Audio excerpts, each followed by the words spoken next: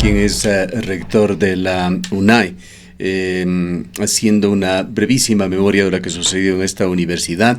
Se lo vio, y hoy lo vamos a conversar nuevamente con el economista Mendieta, como una intervención del poder político a la UNAE, actuando por lo más sensible que fue la economía de esta universidad. De un presupuesto de aproximadamente $30 millones anuales, se lo redujo a 14, se reorganizó, particularmente se cambió al rector de la universidad. Rodrigo Mendieta aceptó tomar esta universidad en el marco de una crisis que se generaba.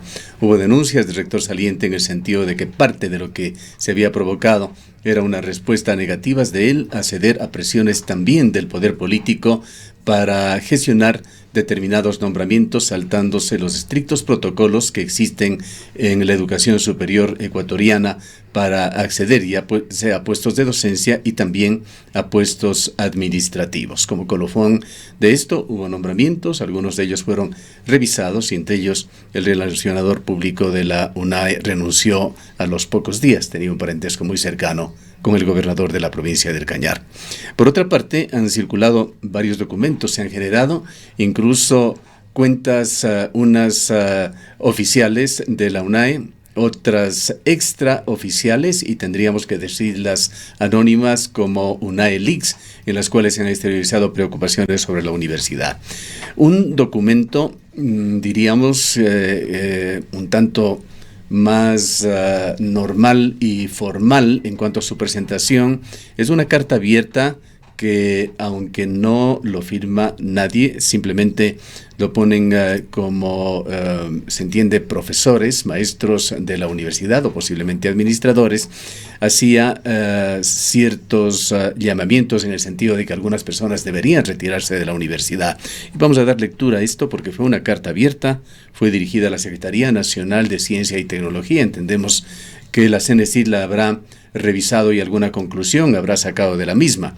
En la parte final y conclusiva de esta carta se señalaba, luego de relatar una serie de acciones, se decía que estas han sido inspiradas por la sed de poder de ciertas personas que flaco favor le han hecho a un proyecto que es un derecho del país a una educación de calidad.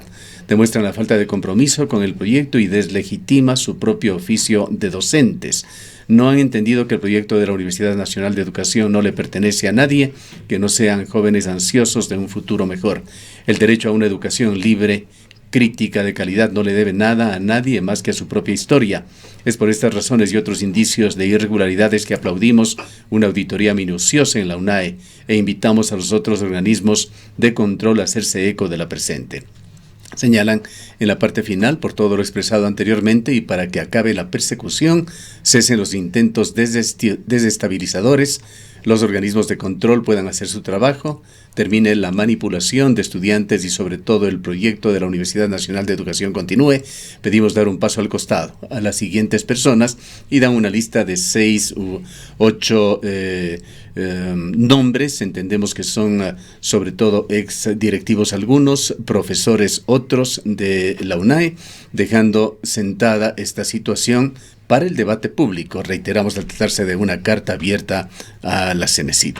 Quizá vale la pena empezar refiriéndonos a este tema, economista Mendieta. Sabemos que justamente el día de hoy, por otra parte, la UNAE está viviendo un día bastante clave en todo lo que está sucediendo, pues hemos conocido extraoficialmente que funcionarios de la CNCIT estarán visitando el día de hoy la UNAE y tratarán el tema más sensible, el tema presupuestario.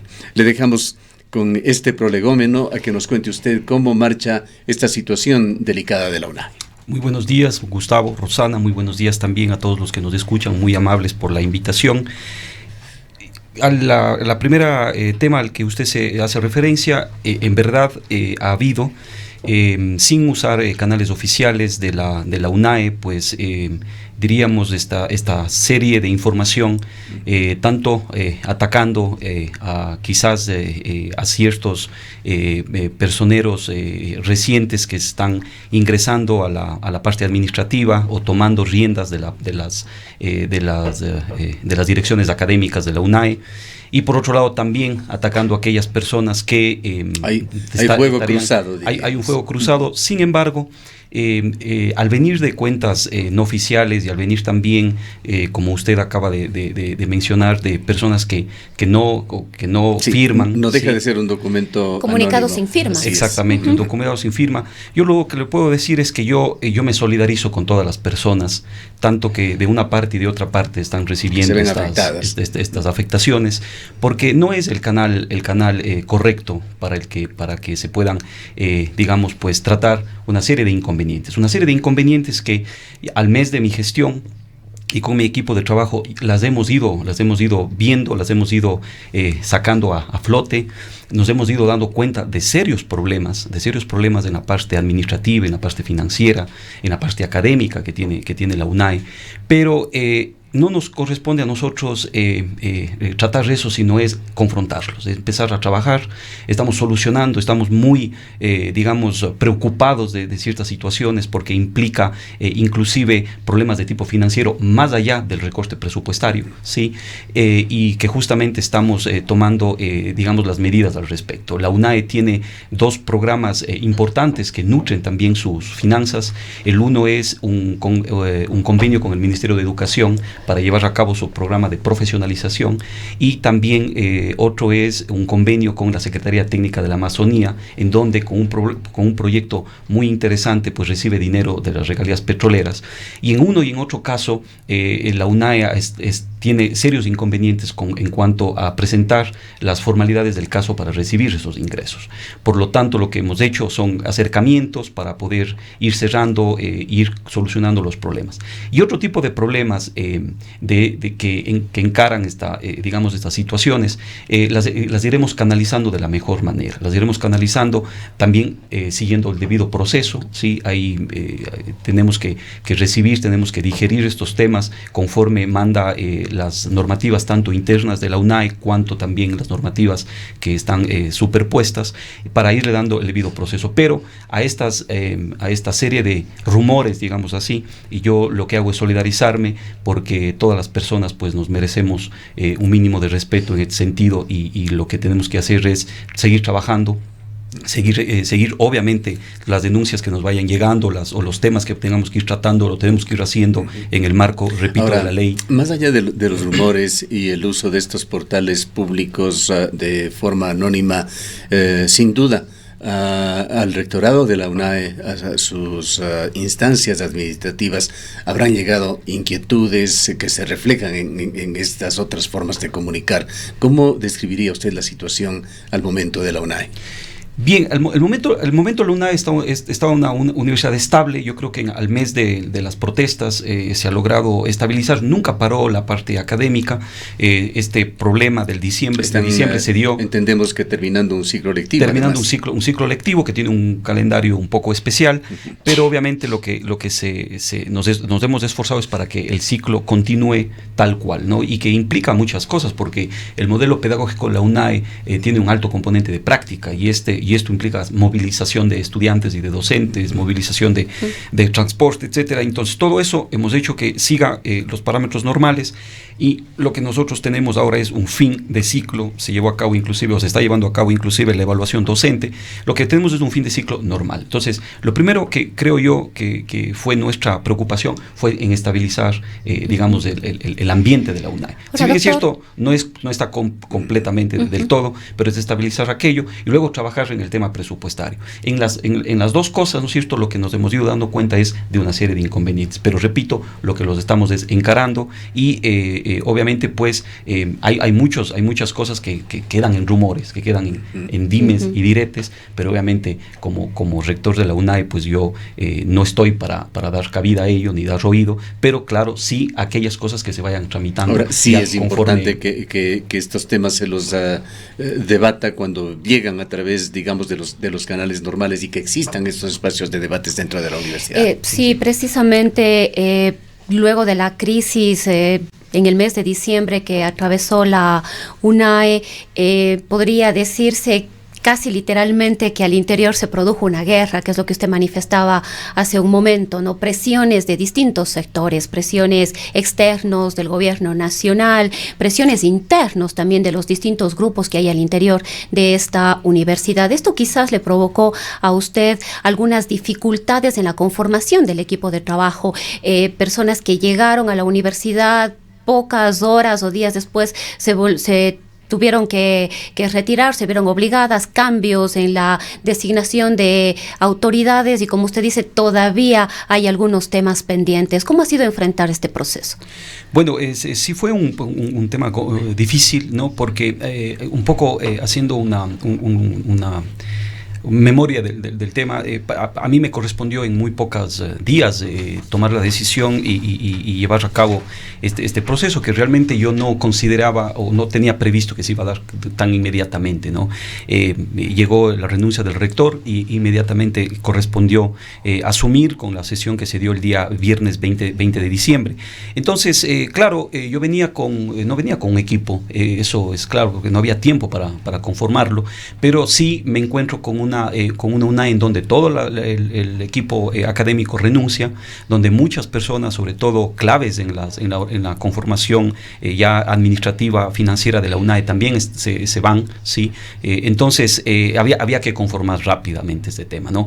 Y claro, ahí hubieron desinformaciones, malinformaciones que en ese momento yo no tuve acceso, pero que poco a poco me pude ir dando cuenta y definitivamente lo que ahí tiene que ir imperando en la gestión mía es ir teniendo autonomía en cuanto a gestionar, ¿no? Y yo creo que eso lo estamos logrando, ¿sí? Lo estamos logrando y eso nos va permitiendo vislumbrar también una serie, ¿no es cierto?, de inconvenientes que tiene la UNAE.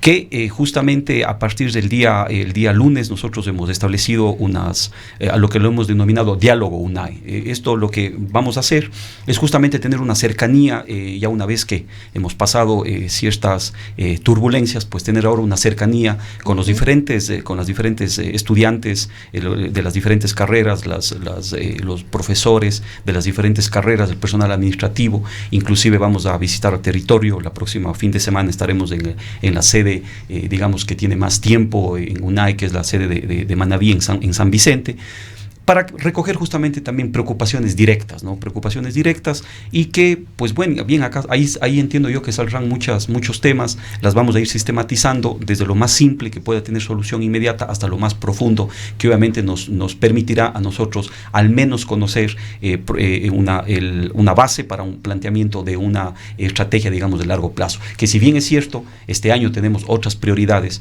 porque la UNAE tiene que institucionalizarse, la UNAE tiene que, digamos, insertarse en el sistema público universitario y también las elecciones. Entonces, hay esas prioridades, pero sí quisiéramos de primera mano conocer también estas preocupaciones y estoy seguro yo que van a saltar ahí muchas cosas, ¿no? Las elecciones tendrían que convocarse máximo hasta el mes de junio de este año. Las elecciones tendrían que convocarse en un plazo de máximo 180 días antes del 31 de diciembre del año 2020. Uh-huh. Es decir, que de junio... 30 de junio del año 2020 sería el plazo máximo. No, el plazo mínimo.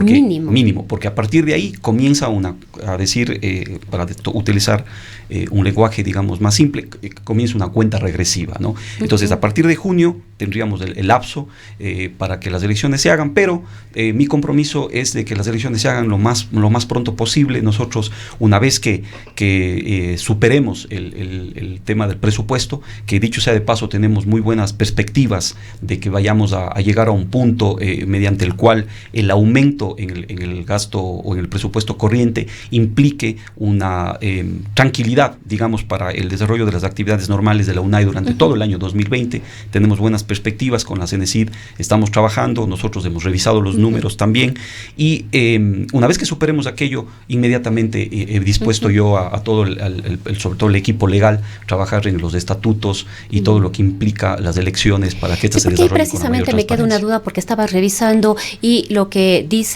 es que en un plazo máximo de 180 días antes de que se termine el periodo de transición, es es decir, el 30 de junio del año 2020.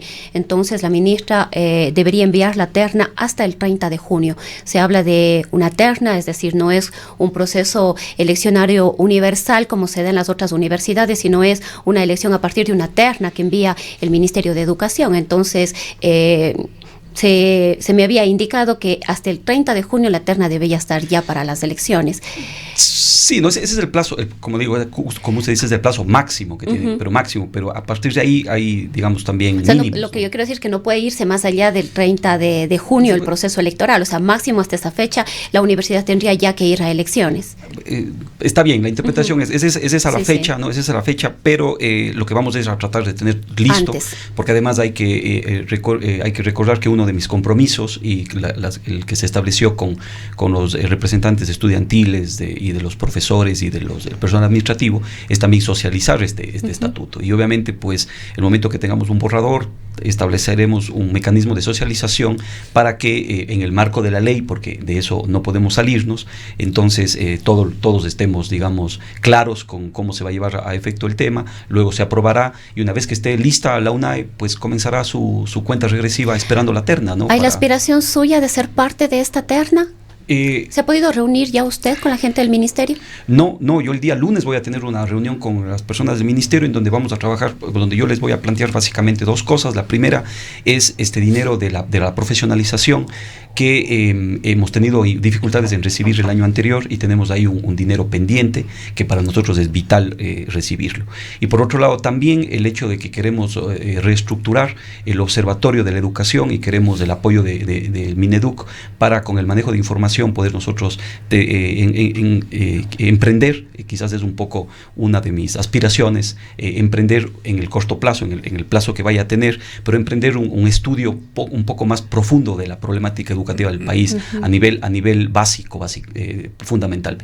Respecto de la aspiración a estar en la terna, ¿hay esa posibilidad? ¿Es una posibilidad cierta? Eso dependerá de cómo se conforme el proceso. En primer lugar, la voluntad en este caso el Ministerio de Educación de estar en la terna, y luego después también la voluntad de los estudiantes, de los docentes, del personal administrativo, ¿no? Digamos, yo más bien estaría esperando a que eso suceda, pero mi preocupación fundamental es resolver los problemas. Yo tengo que resolver los problemas, tengo un plazo corto, yo cada día veo que tengo un día menos para resolver las cosas, pero obviamente estamos con un equipo de trabajo que tienen ya las directrices para tomar primero los focos más importantes, que en este momento vemos los problemas más álgidos de la UNAE, y empezar a darles solución. En eso es lo que estamos. Lo otro, yo creo que no es un tema que digamos nos quita el sueño. Lo que nos quita el sueño es básicamente los problemas que vamos viendo, las soluciones que se tienen que dar, porque claro, estos problemas que vemos son fundamentales para la vida de la UNAE. Más allá del tema presupuestario, créase, Gustavo, más allá del tema presupuestario, hay problemas más estructurales adentro de la UNAE. Ahora, coméntenos algo sobre esto, economista Mendieta, pues siguiendo en esta reseña histórica, pues la vida de la UNAE es bastante corta. Fue una iniciativa del gobierno de Rafael Correa. Estas universidades, no solamente la UNAE, las otras tres universidades emblemáticas, prácticamente se iniciaron, se configuraron en el año 2015. Ha pasado casi un lustro y se suponía que tras estos 5 años de funcionamiento debían estas universidades integrarse al Sistema Nacional de Universidades e ingresar también de una forma coherente con relación al Plan Nacional de Desarrollo, Plan del Buen Vivir, que se lo llamaba entonces. Hoy me parece que es Plan Toda una Vida. Estamos hablando de Yachaitec, de IQIAM, de la Universidad de las Artes y de la UNAE. Se han realizado diversas evaluaciones sobre estas universidades. Se habló de una crisis muy profunda en 2 de ellas, fundamentalmente en Yacha y en IQIAM. Se decía que la Universidad de las Artes estaba mejor, aunque le faltaba una mejor integración al Sistema Nacional de Educación. Y de la UNAE se suponía que era la universidad que venía cumpliendo de mejor manera sus logros, que había crecido mucho físicamente en el número de estudiantes, cumpliendo sus propósitos, con la creación, me parece que de 9 extensiones en diferentes partes del país, etcétera, etcétera. ¿En qué punto se encuentra? ¿Cómo llega esta crisis dentro de la universidad? ¿De alguna manera trunca un proceso que estaba dando ciertos logros? De lo que nosotros tenemos entendido y de las conversaciones que hemos tenido con CENESID, la UNAE tiene que prepararse para insertarse en el sistema de universidades públicas. Esto implica las elecciones y luego después prepararse en forma técnica y financiera para ingresar en el FOPEDEUPO, lo cual es un tema que no es menor. Esto no se suponía debía ser en este año, no, 2020. No, tiene que darse a final de este año. Para el año 2021 debería estar reinserta en el lo que FOPEDEUPO. pasa es que se prorrogó y hubo, creo, ahí una reforma para que este proceso pueda extenderse un tiempo. Un poco. Sí, lo cual es interesante porque también al no estar en el FOPEDEUPO, siempre el presupuesto va a ser flexible. Es decir, y discrecional. Siempre. Y totalmente discrecional. Sí. Se lo deciden instancias políticas fundamentalmente. Pues, es discrecional, pero siempre va a haber esta flexibilidad que es justamente la que ahora estamos nosotros abogando y tratando. Entonces, yo creo que la UNAE está, a diferencia de las otras universidades emblemáticas, yo creo que tiene potencial para insertarse en el sistema público del país. Yo creo que tiene... ¿Cree que puede hacerlo antes que las otras? Yo pienso que sí. Sin embargo, también hay dificultades internas que nos preocupan, ¿sí? Sobre todo que tienen que ver con temas financieros, sobre todo que tienen que ver con un aumento un poco que hay que tener cuidado tanto en la parte administrativa como en la parte docente. Tenemos que revisar justamente el día de hoy, y un poco puntualizando la intervención que tuvo usted, Gustavo. Coyuntural de la visita de CENESID. Justamente el día de hoy día vamos a tratar con CENESID, pero nos han pedido que el día de hoy nos centremos en el análisis de los distributivos, de cómo están elaborados los distributivos, porque también ahí encontramos cosas bastante complejas y curiosas, por decirlo menos. No me quiero referir, pero más a eso. Y el día martes suponemos que el costo del talento humano es lo más alto, la más alta inversión en la UNAE. Entonces, el día de hoy están discutiendo sobre este ítem, por llamarlo de alguna manera, tan importante dentro del presupuesto. Exactamente. Es lo más importante, como usted lo ha dicho, es la parte vital, pero también acuérdese que eso es autonomía de las universidades, pero con responsabilidad. Y también esta asignación de horas tiene que estar atado a resultados, porque caso contrario, lo que nosotros estamos en cambio, desde adentro, matando esos objetivos de autonomía y de responsabilidad también, porque yo le entiendo hacia la autonomía. Yo considero que la autonomía, si bien es exógena, es decir, tenemos que luchar por ella para las entidades de gobierno, para que las universidades comprendan cómo funcionan las universidades públicas, pero también la autonomía para mí es endógena. Tenemos que trabajar desde adentro para que nosotros no dependamos cada vez menos de este cordón umbilical que las universidades lamentablemente todavía no logran romper con el Estado. Entonces, también estamos revisando aquello. Hoy día vamos a ver eso, y el día martes, ¿sí? Le comento, el día martes, entonces tendríamos nosotros, de lo que se nos ha indicado la CENESID, una agenda de trabajo para llegar ya al punto del dinero adicional que se necesita o que se necesitara para que la UNAE opere sin ningún problema durante el año 2020. El aumento de este techo que es por el que nosotros estamos abogando. Entonces, todavía tenemos, la reunión de hoy. Aspiro que para la reunión del día martes, y que vayamos solucionando el tema. Una vez que eso se determine, viene un segundo paso, que es conversar con las instancias que un poco deciden sobre el presupuesto, que en este caso sería el Ministerio de Finanzas. Ahora, doctor Mendieta, en cuanto al tema de los docentes de la Universidad Nacional de Educación, si no me equivoco, antes de cerrar el 2019 hubo un número de alrededor de 20 docentes que habían sido notificados con las terminaciones de sus contratos. Eso se va a mantener, se ha hecho una revisión.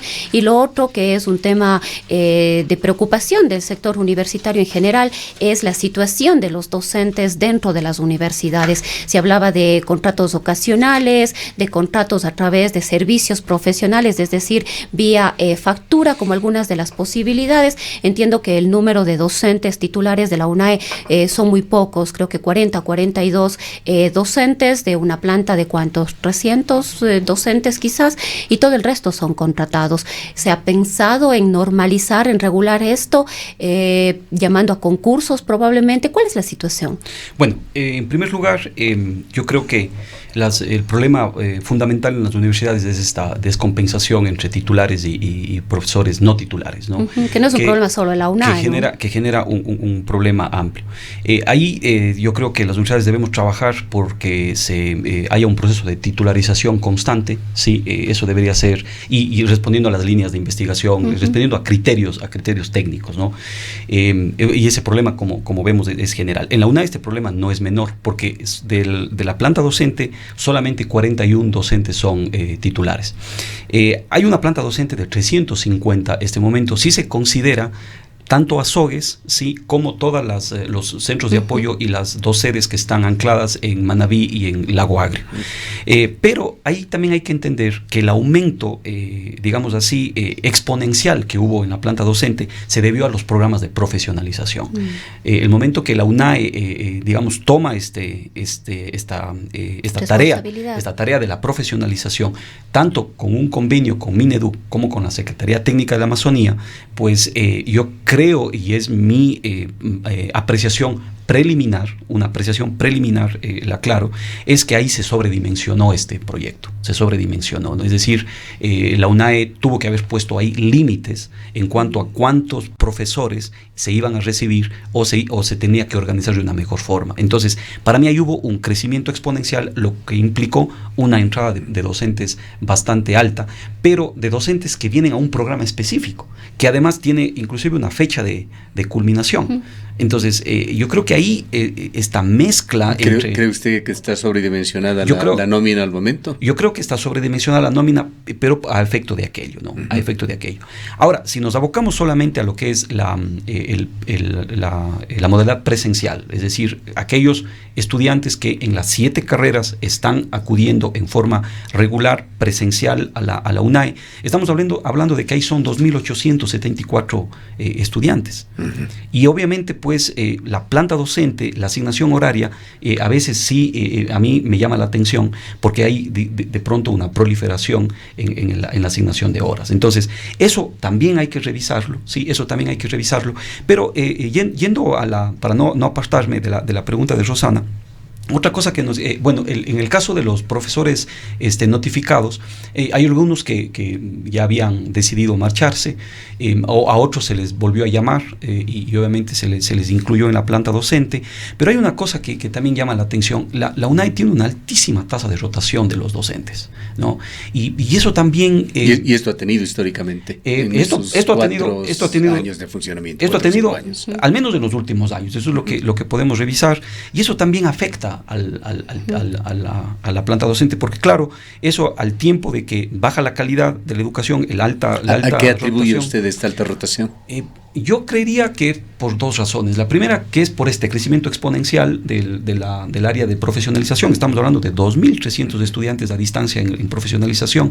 Es un número bastante alto para la estructura de la UNAE tal como está ahora concebida, pero por otro lado también por un manejo clientelar del tema, ¿no? Y yo creo que también ayudó. Ahora, hay dentro de esto, economista Mendieta, y esto es una visión externa, no podemos tener otra nosotros desde aquí. Estamos frecuentemente tratando los temas universitarios porque son fundamentalmente de interés público, pero hay una preocupación de diversos sectores de la sociedad sobre el papel que están cumpliendo las universidades.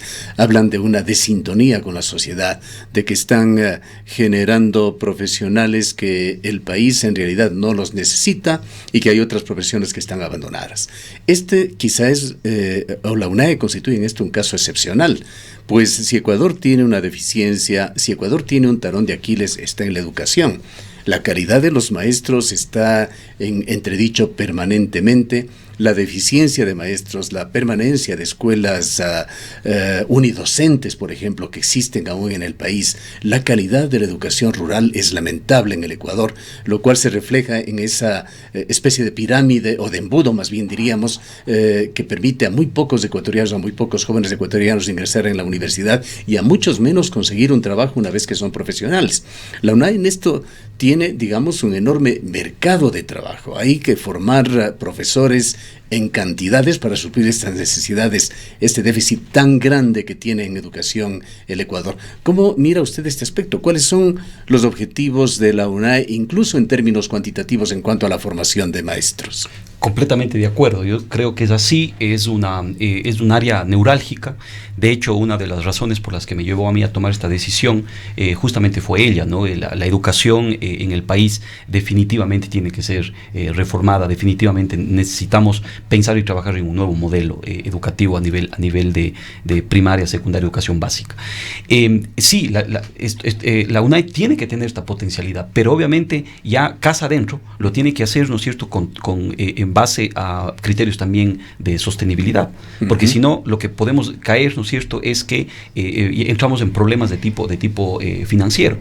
Entonces, ¿qué es lo que nosotros encontramos? Algo que yo recuerdo hace un mes, que fue la primera entrevista que yo di aquí, fue que vemos que hay una ocupación de dinero, por ejemplo, destinado para inversión en la parte operativa, justamente por esta descompensación, en donde creció demasiado, a mi modo de ver, demasiado considerando las realidades financieras, el tema de profesionalización. Y entonces, al no tener el dinero del Ministerio de Educación, o al tenerlo, digamos, en el tiempo en donde, a finales de año, donde ya el presupuesto de las universidades ya prácticamente no lo puede usar, y el de la Secretaría Técnica, al implicar un manejo muy valga la redundancia, muy técnico para poder justificar las derogaciones, pues lo que hace es que la UNAE un poco empieza a financiar estos programas. Pero en esto, allí encuentro una contradicción, con todo el respeto, economista Mendieta. Uno de los temas que se esgrimió para esta intervención en la UNAE fue el uso que se consideraba equivocado, que se pretendía dar a $13 millones para construir una biblioteca. Y una biblioteca muy pocas veces puede estar en entredicho, menos en una universidad de educación. Quizá las proporciones sí, si es que un presupuesto es de 30 millones, 13 a la biblioteca puede parecer mucho dinero, pero en Ecuador hay un déficit muy grande de lectura, que es la semilla, usted estará de acuerdo, es la simiente para que empecemos los ecuatorianos en general, no se diga quienes están en esta dura tarea y compleja y delicada tarea de la educación, se están formando. ¿Qué pasó con esta inversión de la biblioteca? ¿Por qué se lo convirtió en un punto negativo cuando todos estamos conscientes de la necesidad imperiosa que tiene Ecuador de fomentar la lectura entre los ecuatorianos? Bueno, Gustavo, pero más bien es coherente. ¿Por qué razón? Sí, yo le había entendido usted que dineros que debían ir a inversión se los estaba utilizando de la forma, digamos, en el ámbito operativo. No sé si al me revés. equivoqué al interpretar. Al revés. Le entendí al revés, sí, entonces. Dinero de inversión se estaba utilizando en la parte operativa para cubrir esta descompensación que existe por este crecimiento del área de profesionalización. Entonces, pero lo he entendido bien, entonces. Claro, entonces, claro, sí, ahí cuando se reduce el tema de inversión, tenemos un aprieto. ¿Por qué? Porque si no tenemos ese dinero que estaba yendo a usarse como para financiar el trabajo que está haciendo UNAE con el tema de profesionalización, entonces esta descompensación es la que nos preocupa, y esa es la que estamos ahora luchando tanto con CENESID, pero también con nuestras entidades cooperantes, que repito, son el Ministerio de Educación y la Secretaría Técnica de la Amazonía. Entonces, ese es el tema. Ahora, yendo al tema digamos ahora, y siendo lógicos con este problema que ya entiendo yo, porque no creo que es un tema de último momento, que ya se veía venir desde hace algún tiempo, más bien se debía proteger este dinero de inversión, que ya tenemos ahí un equívoco, digamos así, el utilizar el dinero que está destinado para algo en otro tema, inclusive que ahí hay situaciones legales del manejo público del dinero.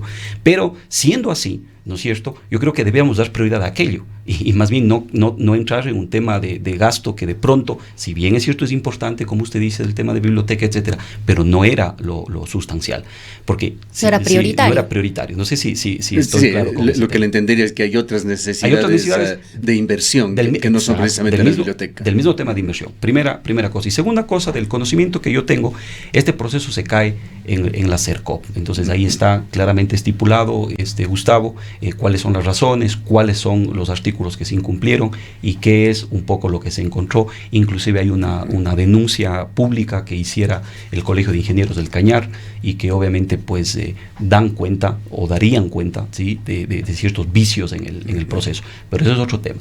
El tema que ¿no es cierto?, nos preocupa y lo que a mí me llama la atención es cómo, habiendo esta necesidad en lo operativo y habiéndose tenido una práctica de tomar dinero de la parte de inversión, cómo se pudo haber puesto toda la inversión en un proyecto, en un solo proyecto, que es estos 13 millones de dólares en este centro que incluye la biblioteca y otros temas más. Entonces, ahí sí llama la atención. Entonces, lo que ahora estamos haciendo es, viendo todo esto, ¿cierto?, teniendo la información sobre la mesa y obviamente tomando medidas para ver cómo se soluciona. Definitivamente tenemos que solucionar, porque claro, los programas de profesionalización no se pueden parar. Tenemos ahí compromisos adquiridos, tenemos una gran responsabilidad justamente para darles profesión y titulación a los docentes que en este momento están en el magisterio, que han ido entrando, digamos, son 2.300 estudiantes y en territorio son 1.800 en las diferentes provincias de la Amazonía, en Chimborazo y en la provincia del Manabí. Y un tema que no podemos dejar de tratarlo, economista Mendieta, ¿cómo ve usted el tema de la autonomía universitaria? Iniciábamos este diálogo señalando de que desde afuera nuevamente se vio lo que sucedió en la UNAE de una intervención de carácter político que entró por lo más sensible, lo económico. Pero esto vino matizado de declaraciones de funcionarios salientes que hablaron de presiones para que ingresen determinados funcionarios a la UNAE, y ya bajo su administración llegaron a darse incluso renuncias de nombramientos recientes que se habían hecho. ¿Cómo queda este tema tan delicado? Y muy delicado porque afecta no solamente a la UNAE, sino al sistema universitario de Ecuador. Mire, yo pienso, un poco quizás desarrollando la idea que le decía, yo pienso que la autonomía es una lucha constante. Yo sí considero que las universidades debemos, este momento, pues estar al unísono, trabajar para ello. Pero repito, para mí viene de dos vías. De una vía externa, es decir, la autonomía hacia o con las entidades de gobierno, en el sentido de que ocupemos cada quien nuestro espacio. Lo digo claramente y lo he dicho, las universidades no son entidades públicas como puede ser alguna instancia de telecomunicaciones o una empresa pública. Las universidades no somos tampoco, clientelales políticas desde el punto de vista o parecidas a un municipio o una junta parroquial. Las universidades tenemos un rol protagónico en la vida del desarrollo del país. Tienen que forjar su propio camino, por supuesto, proyectados en cuanto a lo que sucede en el resto del país, insertados correctamente en lo que se pretende a nivel nacional. Completamente, y el hecho de que recibamos el presupuesto público es una redistribución que se está haciendo, una redistribución que está marcada en la Constitución, en donde dice que las universidades serán gratuitas, la educación pública será gratuita hasta las universidades, y obviamente eso es un tema por derecho. Entonces eso no le puede dar la posibilidad de intromisión del gobierno y de ningún gobierno a la vida autónoma que tiene que tener las universidades. Entonces eso yo creo que tenemos que luchar, porque claro, a veces esto que estamos diciendo, que son conceptos y que son definiciones, luego después se materializan en ciertas prácticas burocráticas que también nos generan asfixia en el manejo de la cosa universitaria, ¿no? Hay una serie de temas de restricciones, de tiempos limitados para el manejo presupuestario, de problemas que no se logran, por ejemplo, establecer regímenes especiales para cierto tipo de gastos. Entonces, yo creo que eso es lo primero. Pero lo segundo, que es lo importante, es que también la autonomía es un problema endógeno, es decir, está dentro de las universidades también, en donde nosotros tenemos que luchar por esa autonomía adentro de las universidades. ¿En qué sentido? En el sentido de volvernos independientes, de generar ideas, programas y proyectos para la autogestión. Esta autonomía debe reflejarse en esa relación de doble vía que existe no solamente con la sociedad, por supuesto con el gobierno y con los diferentes estamentos que hacen el sistema universitario ecuatoriano. De doble vía, y ahí entonces ese dinero que se recibe y la capacidad de autogestión que tenemos tiene que volcarse, yo creo que para los mejores resultados en la universidad, para que las universidades tienen que lograr mejores y mayores niveles de calidad. No podemos, ¿no es cierto?, estar también de pronto enclaustrados en una sola región, enclaustrados, si bien es cierto, resolviendo esos problemas, pero tenemos que proyectarnos también hacia el mundo, ¿no? Sí. Entonces, y eso amerita de calidad. ¿Qué momento vamos entonces nosotros a generar nuestro propio conocimiento y vamos a tener que seguir absorbiendo conocimiento de afuera? Tenemos que crear cosas y obviamente para eso tenemos que tener al personal más capacitado, invertir en ello, pero obviamente también generar resultados. Bueno, algo que nos satisface es que no le hemos escuchado a usted tratando este tema tan delicado de la autonomía, el término responsable, autonomía responsable, que se lo introdujo por todo lado en la Ley Orgánica de Educación Superior, que nos parecía un despropósito, pues si la autonomía no es responsable, no es autonomía. Y eso es algo que debería en realidad, no sé si se lo ha retirado ya en varias reformas que se han hecho a la LOES, pero ojalá la UNAE y el sistema universitario pueda definir, decidir, ejecutar su destino sin mayor injerencia del poder político, que no sean esas guías, por supuesto que tienen que dar esas luces al final del túnel, llámese Plan Nacional de Desarrollo, llámese Plan Toda una Vida o llámese estos planes que lo llamaba Rafael Correa por un mejor vivir, ya ni me acuerdo cómo era, pero en todo caso, ojalá la autonomía se la respete en las universidades. Así es, Gustavo, eso es por lo que estamos trabajando, eso es por lo que también ahora en este nuevo cargo, en esta nueva, digamos, pues objetivo que yo me he planteado, pues obviamente también estoy conociendo el tema con mucha más directo de lo que podíamos hacer, por ejemplo, anteriormente en el decanato. Y estoy convencido, sí, de que tenemos que trabajar por esa autonomía, en esta autonomía de doble vía, hacia afuera y también hacia adentro.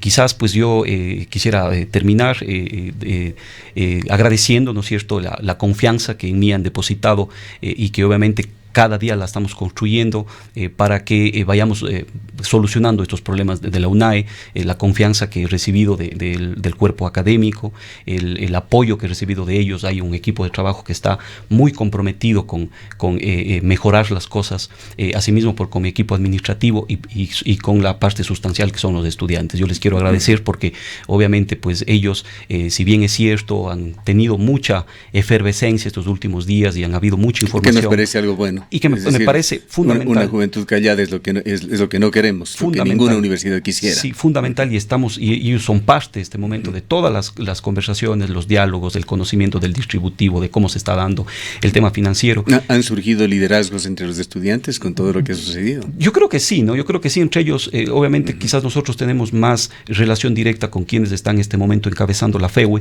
pero por supuesto que hay estudiantes, y justamente a partir del día lunes vamos a tener más cercanía porque comienza este proceso de diálogo UNAE en donde vamos de primera mano a captar sus impresiones al respecto. ¿En qué tiempo, y esta es la pregunta final, ingeniero Mendieta, en qué tiempo esperaría usted se corrija este desequilibrio que se dio en el tema presupuestario de la UNAE, que pueda volver por lo menos a los niveles anteriores? Bueno, nosotros tenemos muchas expectativas positivas de que las cosas van caminando bien.